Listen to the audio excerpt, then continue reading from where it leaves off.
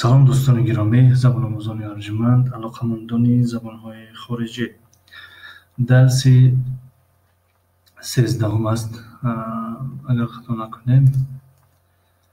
бале, дарси 13 аст. дарси 13 аст аз китоби New Grammar Time 1.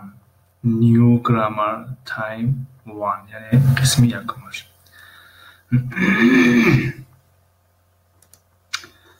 خب دوستان گرامی، ما شما در صفحه 39 رسیده بودیم. اگر اشتباه نکنم 30. بله. موضوع درس گذشته درباره جانشین‌های صاحبی بود و در اینجا تمرین است وابسته به مربوط به درسی گذشته است. در این جای خالیگی جانشینی‌های صاحبی را می‌گذاریم. Read and write one word، یعنی بخوان و یک کلمه بنویس. یعنی نویسید یک کلمه. Hi, I am Zoe. I am in class 7. یعنی میگه سلام، من زوی هستم، من در صنف 7 هستم. This is our classroom. این صنفخانه ما است. It's very nice. Why خیلی خوب است.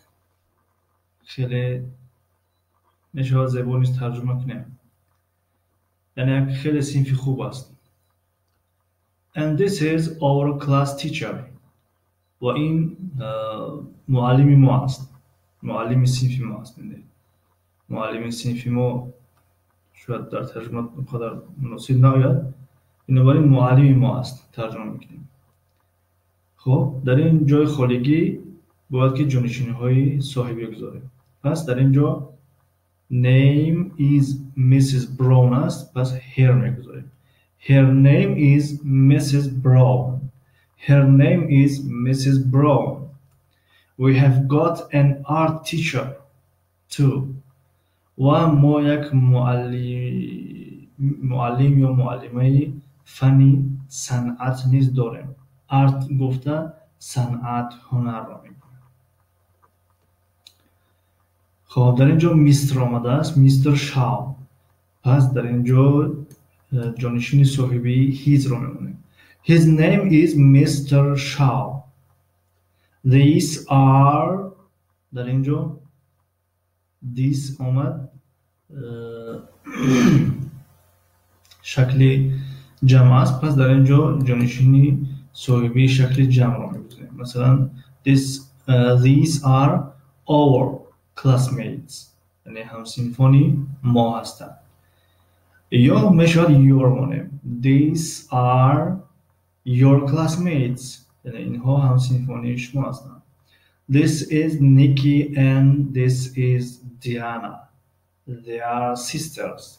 یعنی این نیکی است و این دیانا است. اونها اپا و خواهر هستند.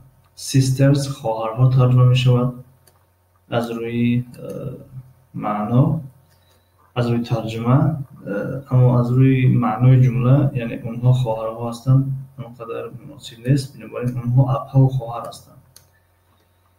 This is در اینجا میتوانیم our بگذاریم، یعنی our pet iguana، یعنی این یا they are، به خاطری که در اینجا اگر هر دوی اینها اپا و خواهر باشند پس their میگذاریم. This is their pet iguana. Their pet iguana. این حیوان خانگی، پت حیوان خانگی می شود. پت حیوان خانگی. این حیوان خانگی اونها است. نامش ایگوانا. It's green and brown، یعنی وای سبز و قهوه رنگی است. Its name is Coco. It میاریم بخاطر که وای حیوان است. Its name is Coco. نام وای کوکو است. Read, then draw and write about your friend. بخوان سپس درو به معنای نوشتن در اینجا بیاید، وقتی در جای نوشتن بوده است. درو اصلا معنای خط کشیدن، نقشه کشیدن، رسم کشیدن رو میدهد، اما در اینجا به معنای نوشتن شاید بیاید. یا که در اینجا هم نوشتن است هم رسم کشیدن است. خب با هر حال درو معنیش خط کشیدن، رسم کشیدن، نقشه کشیدن می شود. Then draw and write about your friend. یعنی سپس نقشه خط بکش یا رسم بکش و بنویس درباره دوستت. This is my friend. این دوست من است. His name is Dev. نام وی Dev است. He is tall. وی قد بلند است. His hair is short. موی سر وی کوتاه است. And his eyes are brown. و چشمان وی قهوه رنگی است. This is my friend. این رو دوام میدید. Play a game. Who is it? Take turns. یعنی play a game بازی کنید. Who is it? وی کیست؟ Who is it? Who is it? یک لحظه.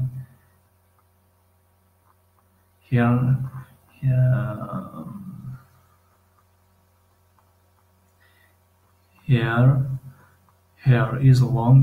Hair eyes brown. نه فهمو.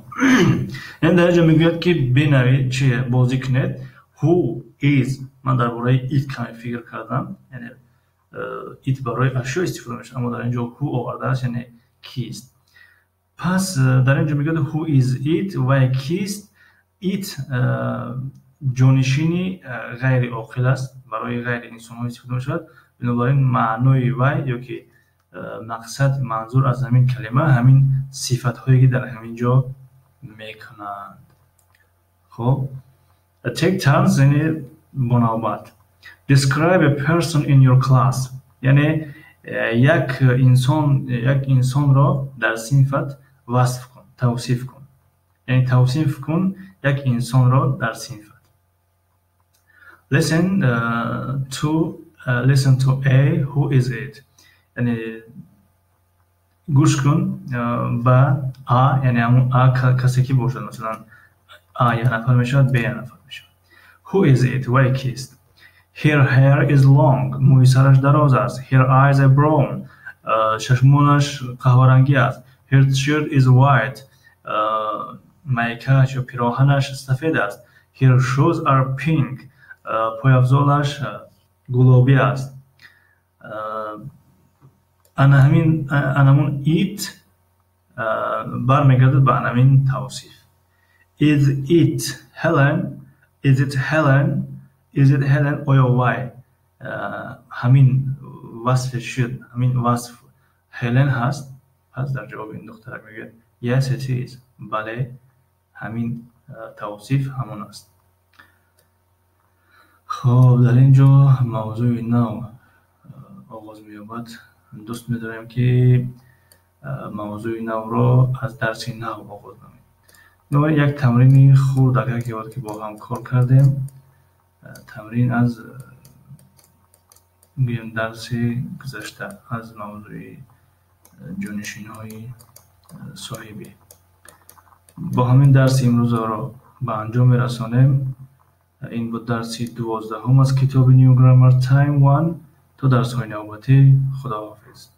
از درس آینده از صفحه 40 میگیریم. موضوع درس آینده ما پوزیتیو اس یعنی اسی ملکیت، اسی صاحبیت.